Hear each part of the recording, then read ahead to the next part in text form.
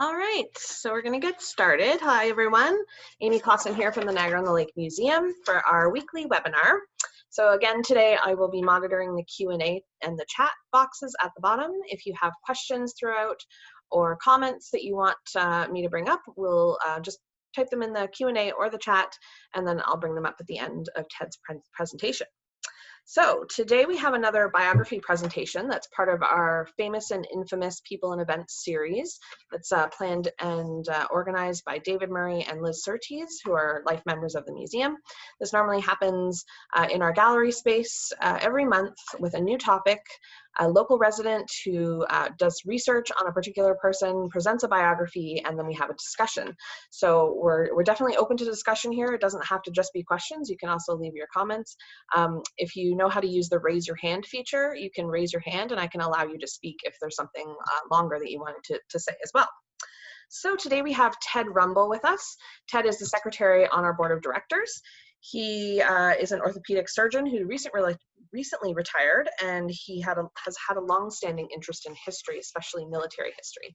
And today Ted is going to present on Dusko Popov. So we'll turn it over to Ted. Thank you, Amy.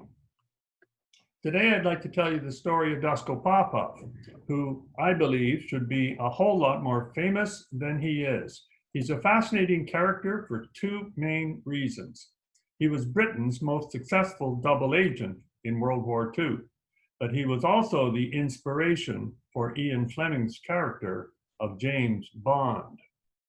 Dusko Popov was born in Serbia in 1912. Serbia is in the Balkans. In 1912, it was part of the Austro-Hungarian Empire. As you probably know, there were many Serbs in those days who did not want to be part of the Austro-Hungarian Empire, including one Gavrilo Princip, who in June of 1914 assassinated the Archduke Ferdinand and his wife Sophie in the streets of Sarajevo.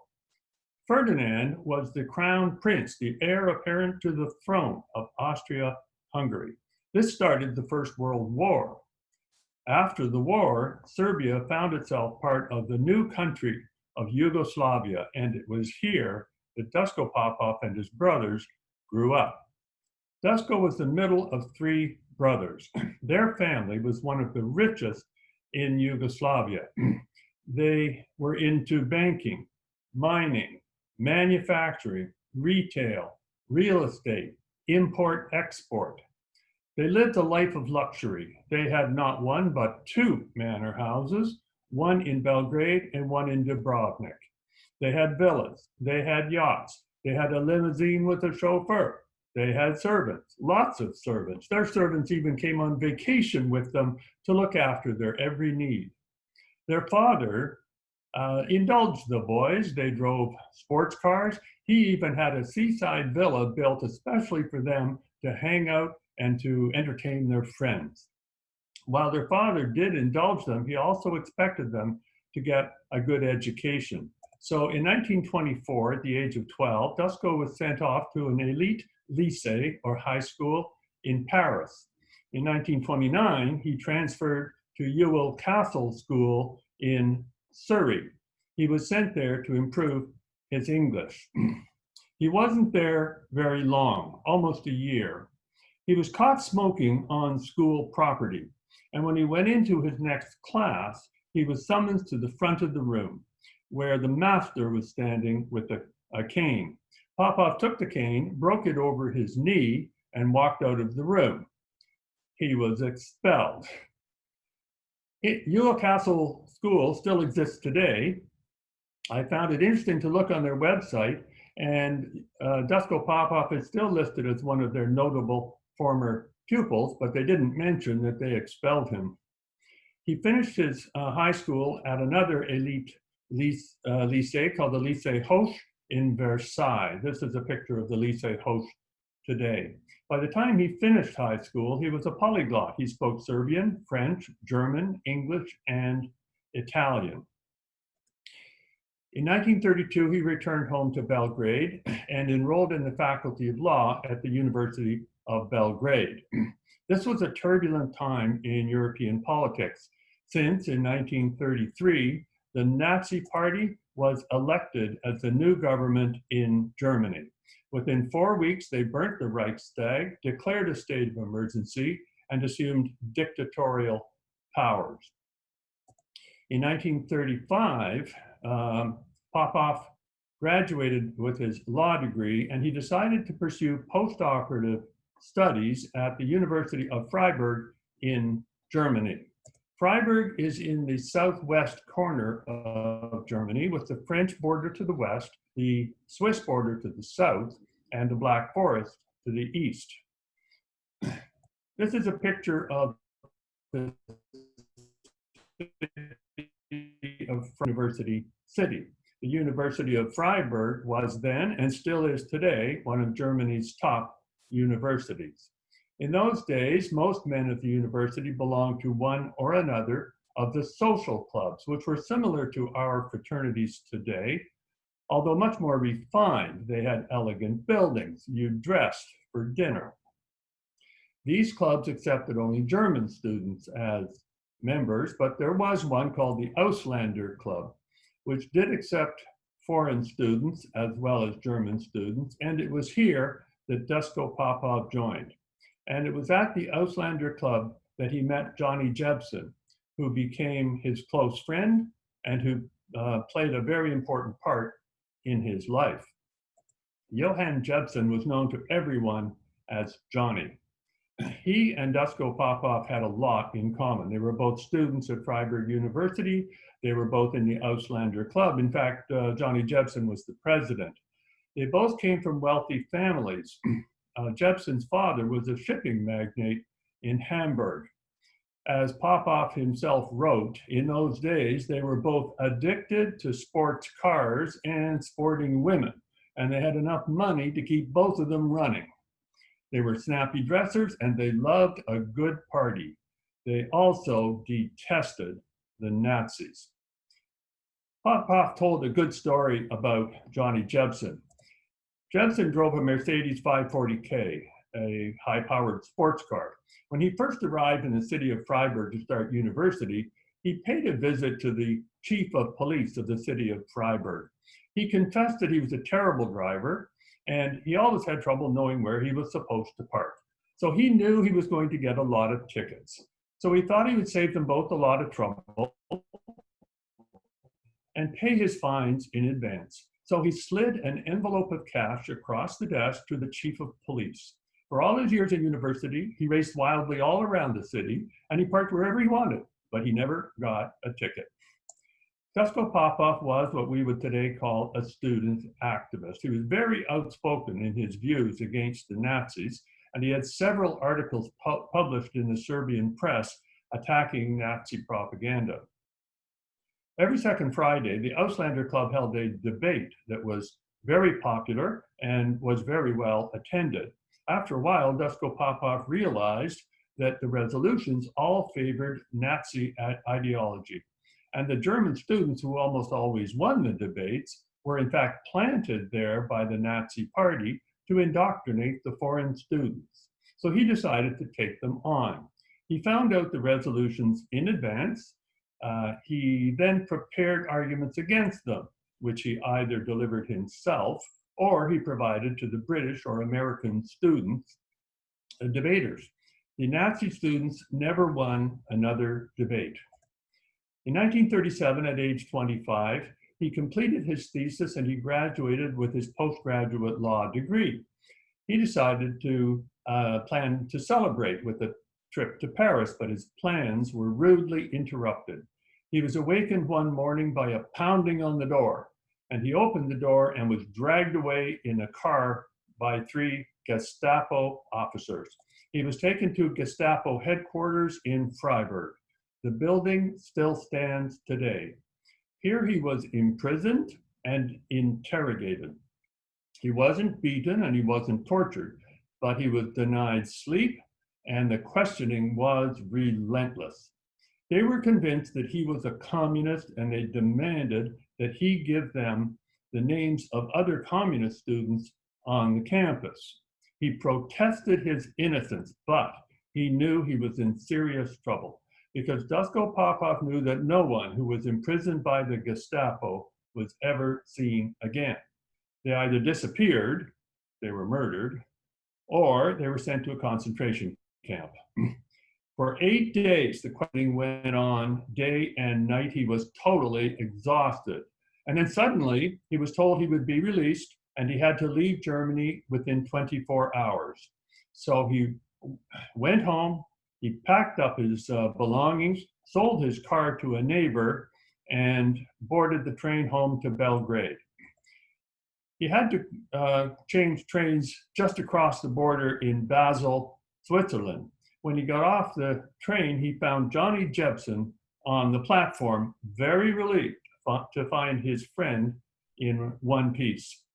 Turns out that Jebsen had raced down from Freiburg to Basel in his Mercedes. Jebsen explained that once Popov went missing, he made inquiries and discovered he'd been taken by the Gestapo. So Jebsen called Popov's father in Yugoslavia, who spoke to the prime minister of Yugoslavia, who called Hermann Göring, the foreign minister of Germany, who ordered Popov released. Popov realized that he owed his life to Johnny Jebsen, and he told him, if you ever need me for anything, you just call and I'll be there. They then parted ways.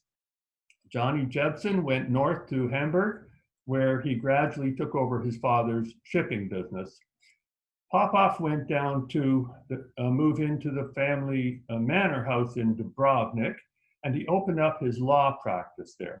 For the next 3 years, Popov practiced law in Dubrovnik, mainly criminal defense. He defended the bad guys. He also ran his father's import-export business. In 1939, World War II broke out in Europe, but Yugoslavia remained neutral. Dusko Popov was sitting one day in his manor house when a servant brought him a telegram that was marked urgent. He tore it open and found it was from Johnny Jebsen, who was very anxious to meet him in Belgrade in 4 days' time. So Popov packed up his belongings into his BMW 328. He put all his legal business and legal affairs and his business affairs on hold, and he drove from Dubrovnik to Belgrade. Now, this is an 8-hour drive through the mountains today. It must have been a wild drive back in 1940. He arrived in Belgrade and found Johnny Jebsen at the Hotel Serbian King. He was a changed man. He was smoking, he was drinking, he was unkempt, he was a nervous wreck. It turned out that he needed help with a serious business problem, and it was fortunate that Dusko Popov was, in fact, able to help him. Jebsen then revealed that he was now working for the Abwehr, German military intelligence. Popov was shocked. I thought you hated the Nazis. I do hate the Nazis, he said, but it was either that or be drafted into the Wehrmacht, the German army, so it seemed like the lesser of evils. Jebsen then further revealed that part of his job with the Abwehr was to recruit people to spy for Germany. And so he proposed that Popov become a German spy. Popov exploded. You know how I feel about the Nazis, he said. Jebsen calmly replied, I know exactly how you feel about the Nazis. The penny dropped, and Popov agreed to become a German spy. Jebsen had his boss come down from Berlin, who interrogated Popov for an entire day, and decided that he would become an excellent spy. He ordered Popov to put his affairs in order in Yugoslavia and prepare to go to Lisbon, and from there to go on into Britain. So Popov was busy driving all over Belgrade, arranging visas, but arranging his business affairs, arranging his legal affairs, which was difficult to do in wartime. And then disaster struck. His BMW broke down, and you couldn't get parts in wartime. At this point, the family chauffeur came forward. His name was Bozidar, and Popov had known him since childhood. He offered to drive Popov around in the family limousine. Popov chuckled and thought, it pays to be rich. A few days later, Johnny Jebsen burst into his room and shouted, "You've been sold out by Bozidar." It turns out that the Nazis had paid Bozidar to sabotage the BMW and to drive Popov around. He was to prepare a report listing every stop where Popov went, including 6 visits to the British embassy, making it obvious that Popov was planning to work for the British. If the Germans found this out, Popov was a dead man. So what to do? Popov went down to the docks.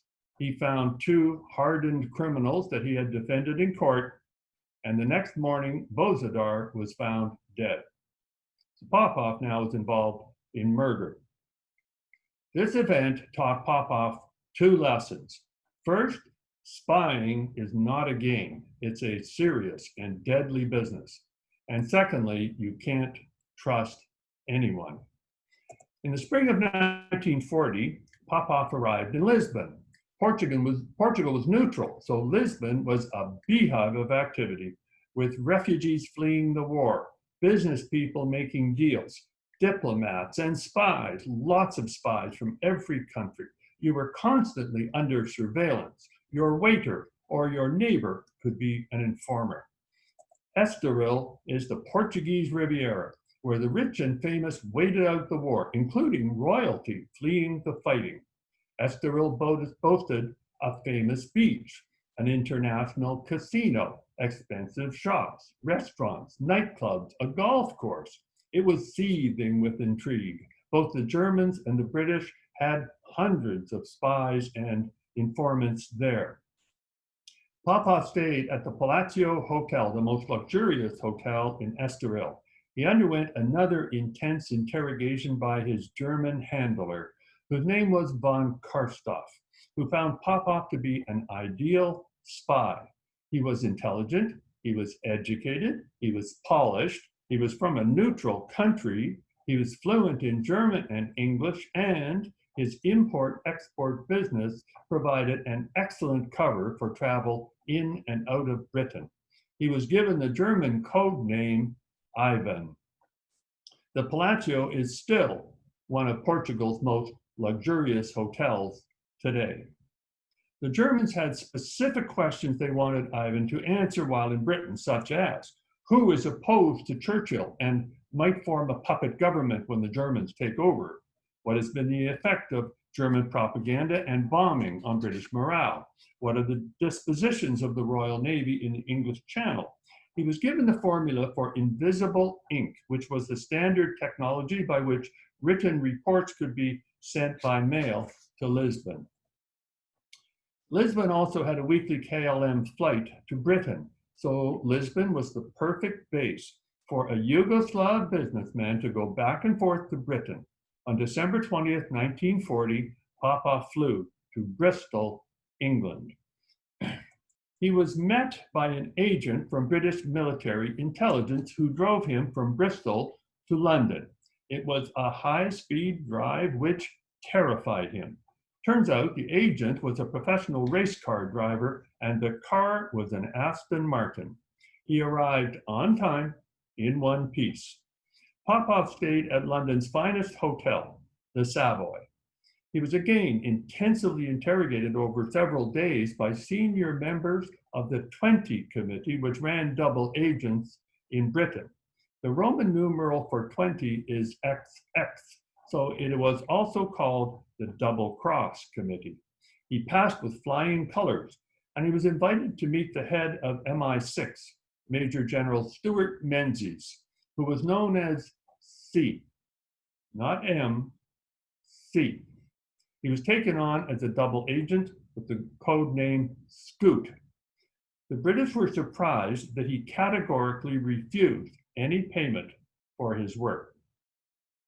British military intelligence has 19 sections, but the most important are MI5 and MI6. MI5 is the security service, which is responsible for intelligence and counterintelligence within Great Britain. MI6 is the Secret Intelligence Service, which is responsible for intelligence and counterintelligence outside of Britain. Popov would work for both MI5 and MI6 during the war. For the first 3 months of 1941, Popov shuttled back and forth between Lisbon and London. In Lisbon, he had secret meetings with his German handler von Karstoff, where he passed on information and he received a further questionnaire.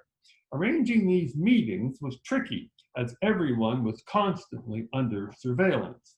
For example, a phone call that said we're meeting Wednesday at 2 o'clock meant you're meeting Tuesday at 1 o'clock. You would subtract 1. On another occasion, he went into the casino and he saw this beautiful woman in a long dress who came in to play roulette. The first number represented the day they were to meet, the second number the time, and the third number the place. Countless tricks like this were used to arrange meetings. Von Karstoff was a lawyer by training, and he was accustomed to interrogating people. Popov was grilled constantly and was hard-pressed to keep his stories straight. It was nerve-wracking. When he was being interrogated, he felt like he was in the company of a domesticated panther. He had 3 different roles to play: Yugoslav businessman, German spy, and British spy. One slip and he was a dead man. He also got advice from his friend Johnny Jebsen, whom he met each time he went to Lisbon. Johnny secretly gave him important information about the inner workings of German intelligence. Because of Jebsen and Popov, British intelligence knew all about every German spy working in Britain and could confidently state that there was no German spy operating in Britain that had not been turned by British intelligence throughout the war. Ivan would then be sent back to London with another questionnaire. In London, he would meet with British intelligence, and they would provide carefully crafted answers to the German questions. There were 3 kinds of answers.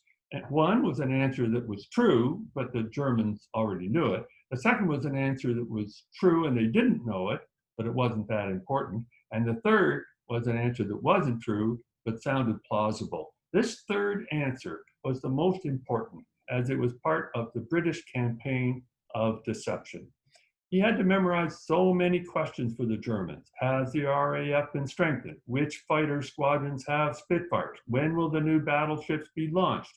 What direction do anti-aircraft guns aim? And so on and so on. He was also given a Leica camera to take pictures, especially of military installations. And of course, he handed that over to British military intelligence, who took the pictures for him. When he wasn't spying or doing business deals, he was enjoying himself. In London, he dined at the best restaurants, including the Haslemere, the Savoy, Claridge's, the Dorchester.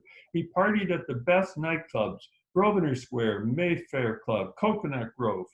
And when he was in Lisbon, he was hanging out at the beach, the casino, the restaurants, lots of bars and nightclubs. He never wanted for female company, no matter where he was.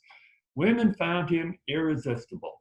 He was good looking, charming, witty, rich, single, and had a taste for luxury, and he always enjoyed a good party.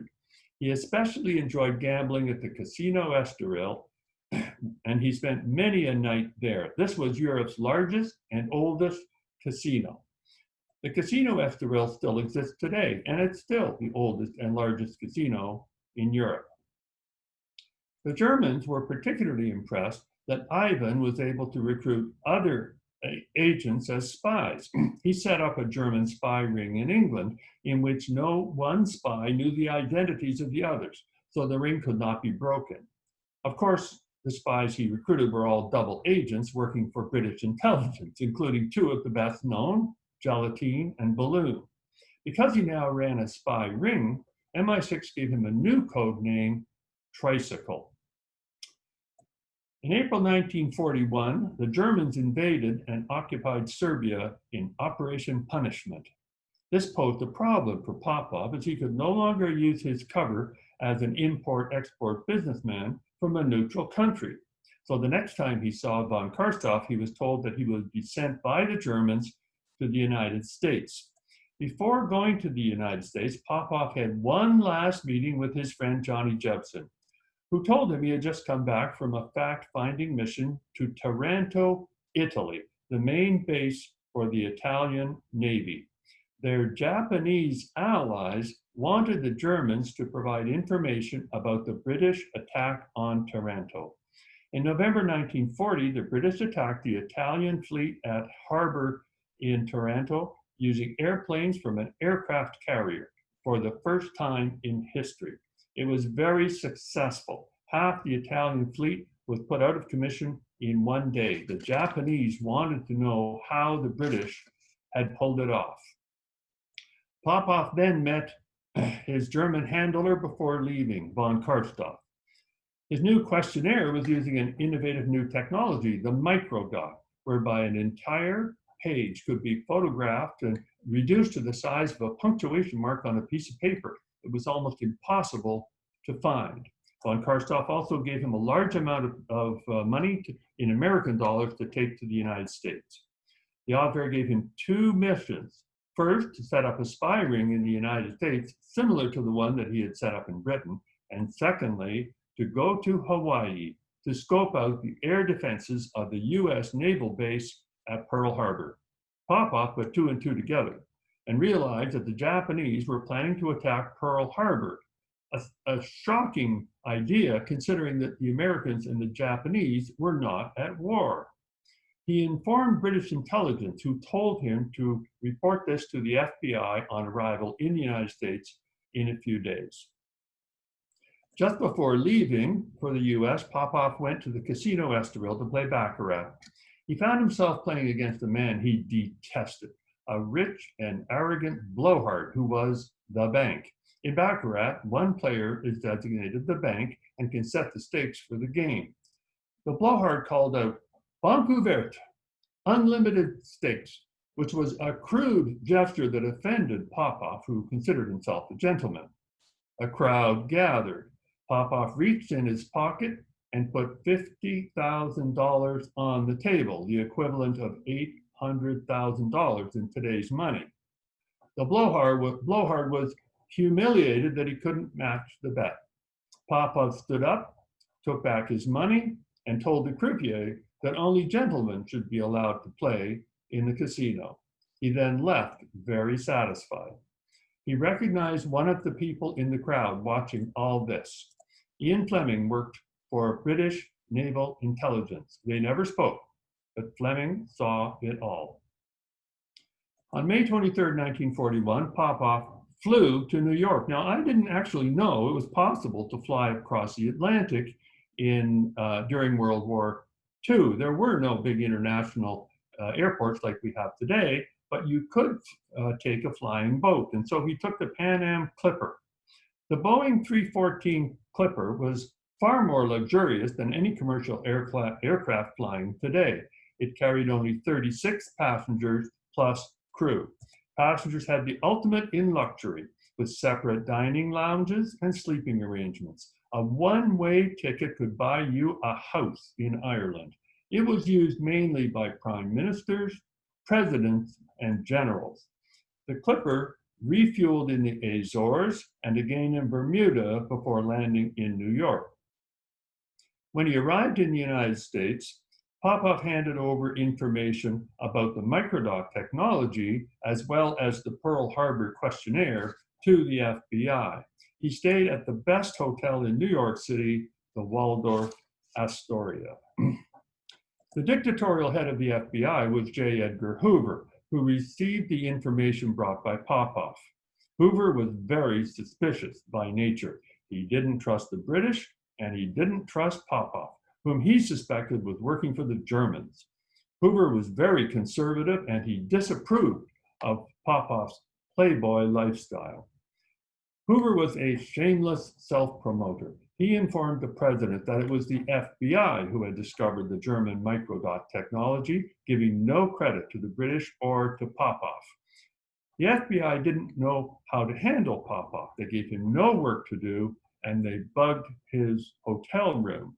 While the FBI dithered, Popov went off to Miami for a vacation. He stayed at the elegant Pan Coast Hotel on Miami Beach. He took along his latest girlfriend, a nearly, though not quite divorced Englishwoman named Terry Richardson. They were sunning on the beach when Popov was approached by an FBI agent sent by Hoover, who informed him that if she stayed, Popov would be charged under the Mann Act, which forbade a man from taking a woman across state lines for immoral purposes. Terry was on the next plane home to New York. Popov was furious. So was Terry. She never spoke to him again. The FBI wanted a German radio to send fake messages to the Abwehr. Popov offered to get one. He would go to Rio, since all German radio traffic to America was routed through the German embassy in Rio de Janeiro. He took the Pan Am Clipper to Rio. He stayed at the Copacabana Palace, the most luxurious hotel in Rio.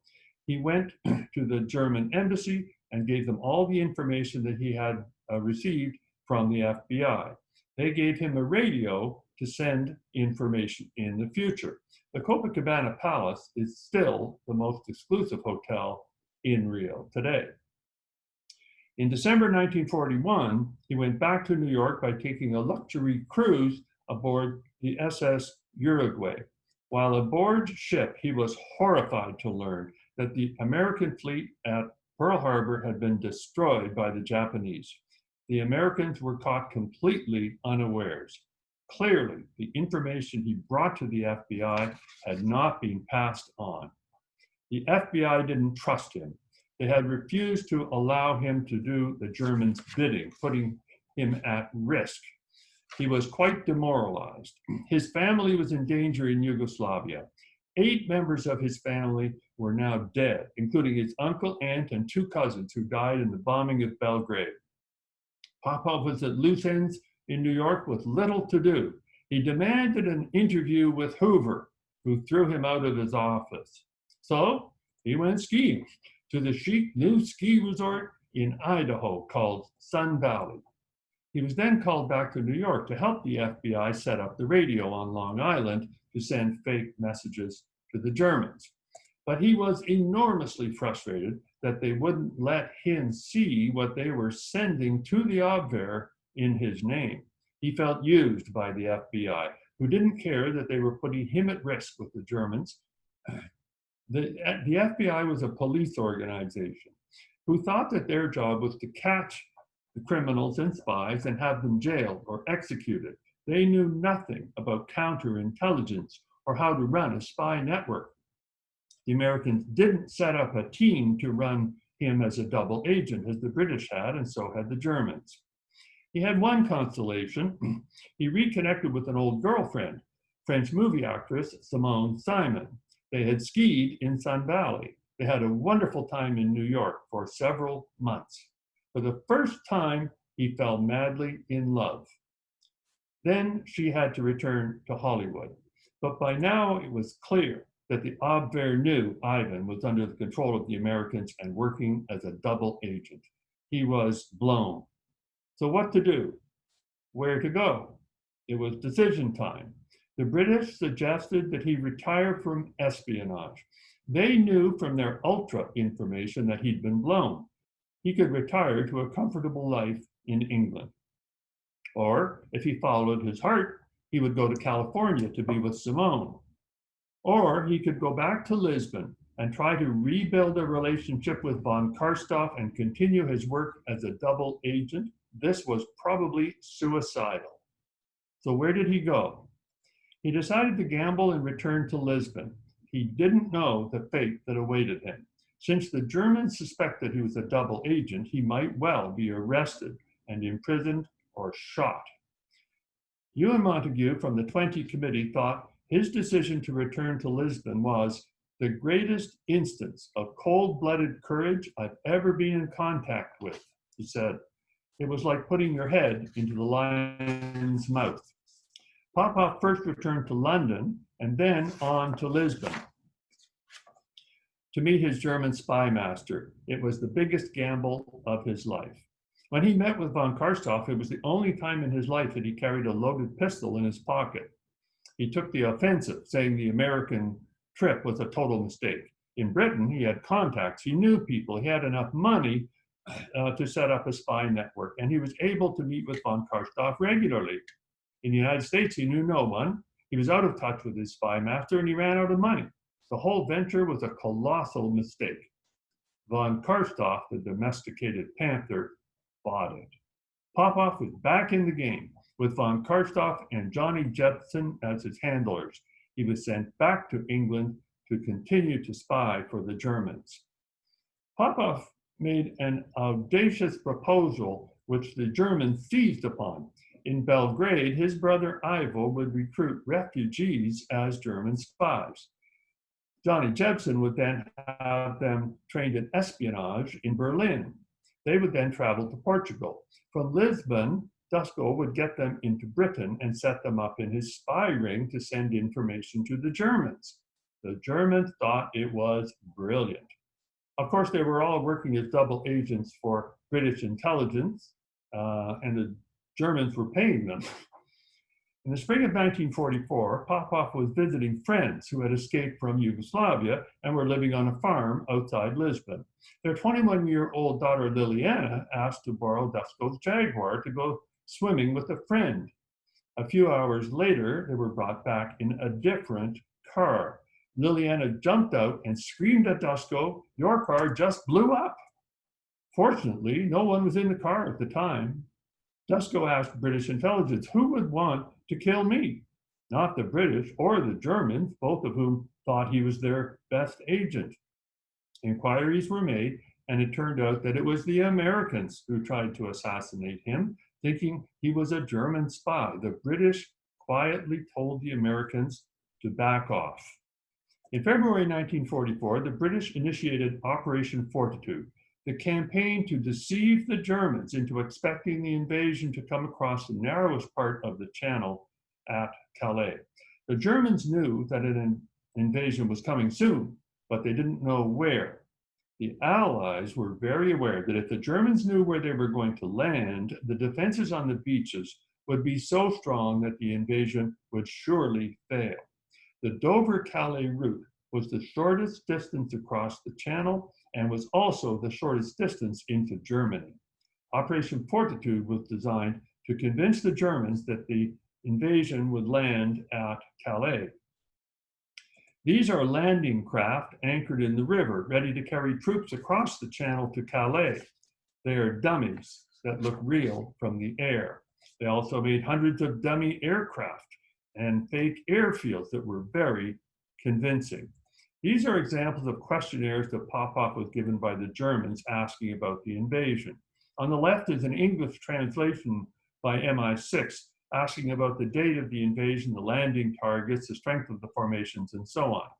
On the right is a page from the original German questionnaire. On February 26, Popov was interrogated not only by von Karstoff, but also by the Gestapo and by the SD who had come down from Berlin. He was interrogated for 7 hours. He thought he'd convinced them that the invasion was coming at Calais. Note at the bottom of the questionnaire on the right, Popov has drawn a map for the German interrogators. The irregular shape at the top is London. The triangle at the bottom represents Folkestone, Dover, and Ramsgate, the departure ports for the invasion. Of course, this was pure fiction. Suddenly, Johnny Jebsen received word from a friend in Berlin that he was now suspected of working for the British. Jebsen feared for his life, and he asked the British for protection. He wanted to be allowed to go to England. The British had to refuse. If the Germans learned that Jebsen was working with the British, the entire spy network would be compromised, including Tricycle. They did, however, enroll Johnny as a double agent with the code name Artist. As time passed, Johnny's standing with the Germans improved when they saw the excellent information provided by his agent, Ivan Popov. So Jebsen felt relieved, and on April 28, 1944, he wrote Popov that he was delighted to learn that he was to receive a decoration from the Germans called the KVK First Class. He said he intended to give it to his British spy master as a souvenir. So Johnny was invited to the German embassy in Lisbon to receive his award. He was drugged, kidnapped, and taken to a prison in Berlin. In prison, he was beaten and tortured, but he never revealed his dealings with Popov or the British. From the prison, he was taken to Sachsenhausen concentration camp.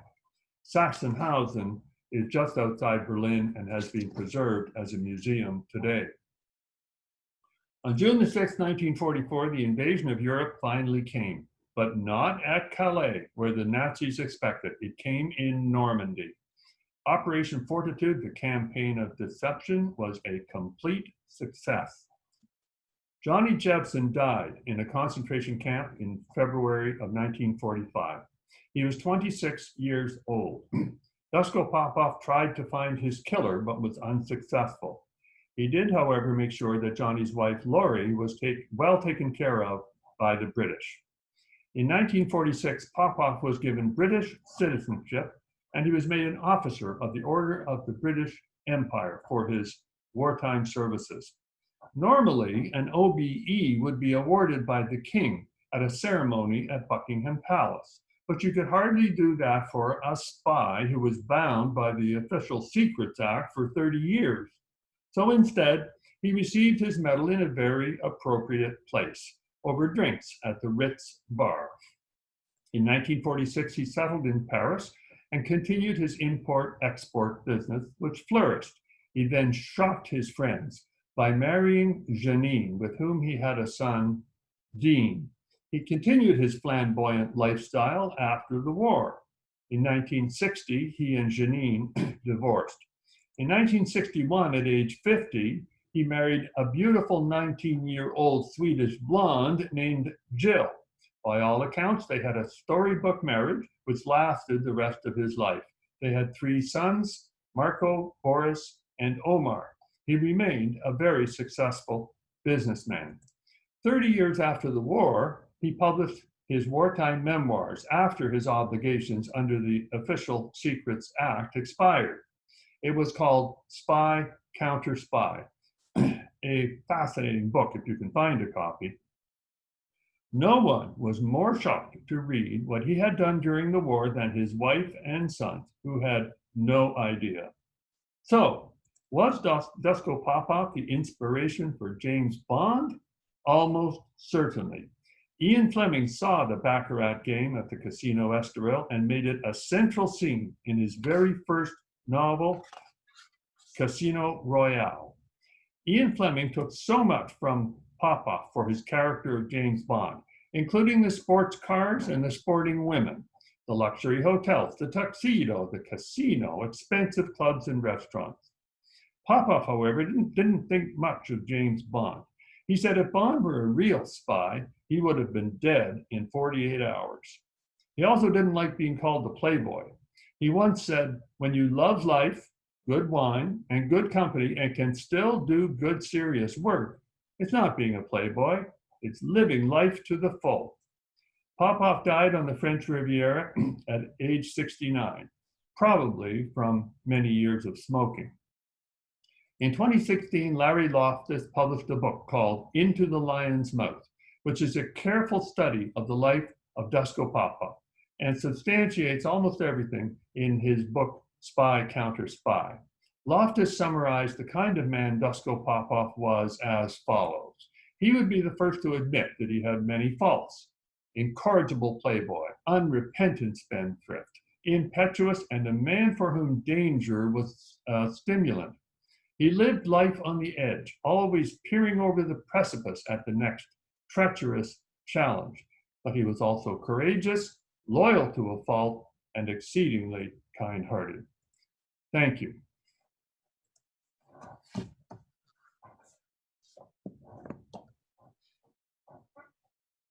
All right. Thank you, Ted. That was fascinating. If anyone has any questions, feel free to answer or ask them in the Q&A box. I wanted to know, why wasn't he more famous than he was? You know, he was bound by the Official Secrets Act for 30 years. He wasn't able to say anything. And so when he finally publishes the memoirs in 1974, no one at that time was interested in World War II. They had their own war, the Vietnam War they had just come through, the Cold War, the social revolution of the 60s and 70s. World War II seemed ancient history to people at the time, and they just weren't interested. In fact, I think people are more interested in World War II today than they were back then. I agree. I'm not seeing any other questions, just some comments that it was a brilliant presentation and thank you. Bravo, Ted, lots of those coming through. So thank you very much, Ted. That was really great, very thorough, absolutely. Our next presentation next week is David Hemmings, who's our society president, and he's going to be presenting doing family history during COVID. So anyone out there that is into doing their family tree or doing their family genealogy, check in with us, and David's going to tell us all about that. Thank you for watching today, and hopefully we'll see you next week. Thanks, everyone. Bye for now.